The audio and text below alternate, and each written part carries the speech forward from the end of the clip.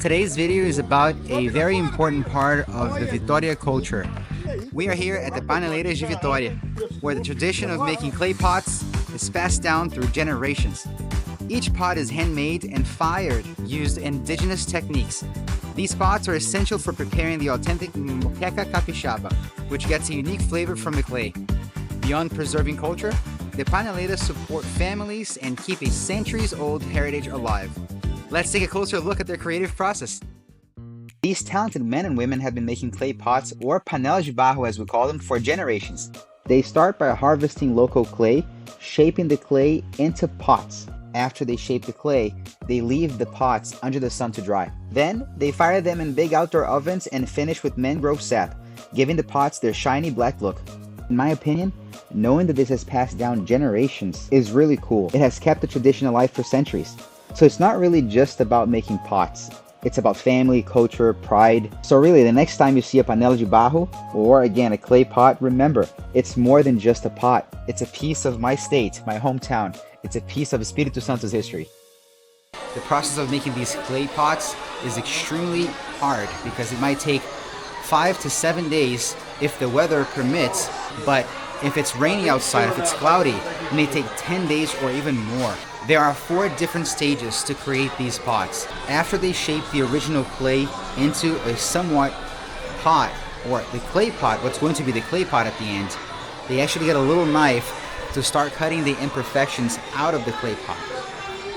After they cut the imperfections, they then use a little stone to polish the outside of the pots and the inside as well. After that process is done, they put the pots into a fire where it burns until it gets dark, almost a black color.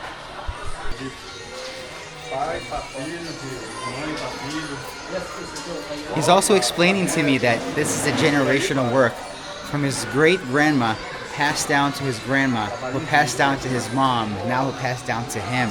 So this is really great work that they do here.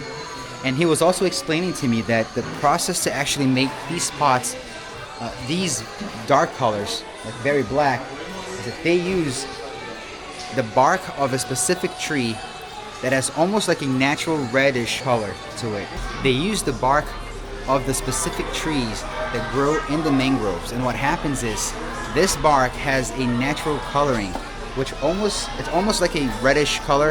And what they do is they just add water, and the water in contact with the bark creates the reddish color. And what they do is once the pot is actually burning in the fire, they take it out while it's piping hot, even glowing hot if you will, and they actually use a little branch of a specific plant to dip in the ink and actually hit the pots with it so that it gives the pots these colors. It's absolutely an amazing process, and it's been passed down generations and generations, and they keep this process alive by doing it every single day and receiving tourists here. So if you're ever here, please pay this place a visit because it's really remarkable the work that they do here. It's also interesting that they can customize the handle of these pots, and you can actually ask them to make either a crab or a shrimp, any sort of seafood, into the handle.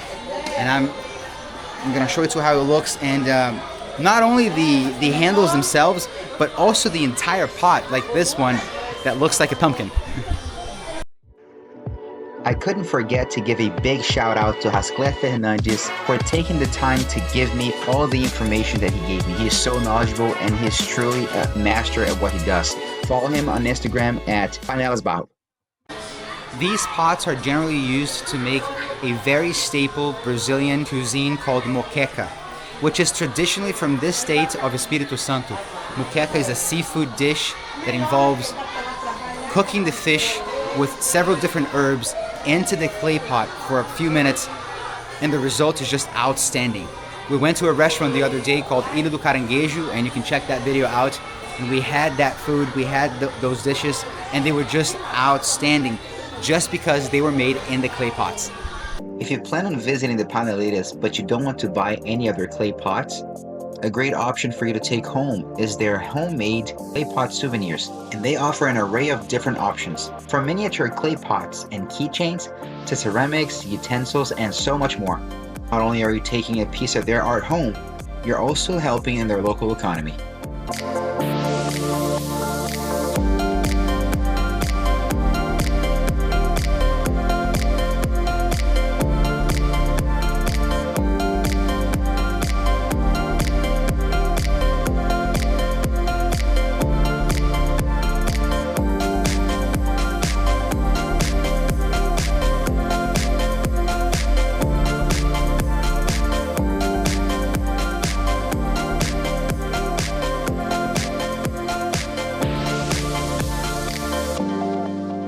The mangroves around the Paneleiras de Vitória are crucial for this tradition. The clay used to make these pots come from nearby mangrove areas. Mangroves are rich in natural clay, which gives the pots their unique texture and quality. This environment provides the raw material that makes these handmade clay pots possible. Without the mangroves, it would be very hard for the Paneleiras to continue making these pots and keeping this tradition alive.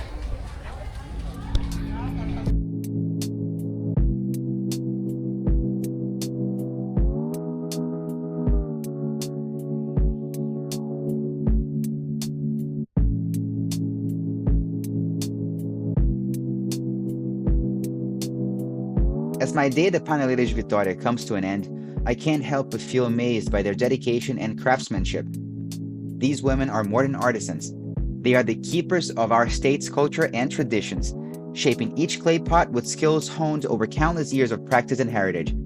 A visit to the Paneleiras is a chance to step into the heart of my state's culture. It's an opportunity to witness artistry in action, hear the stories behind the craft, and connect with the vibrant spirit of the community. So if you ever find yourself here in Espírito Santo, make time to visit the Paneleiras. Their workshop is more than a stop. It's a story waiting to be told, and trust me, it's one you won't forget. Before leaving, I took out my drone to capture the Paneleiras and their surroundings from above. Seeing everything from this angle gave me a whole new appreciation for their work and the beautiful place they call home. It is amazing to see their workshop, the landscape, and how it all comes together.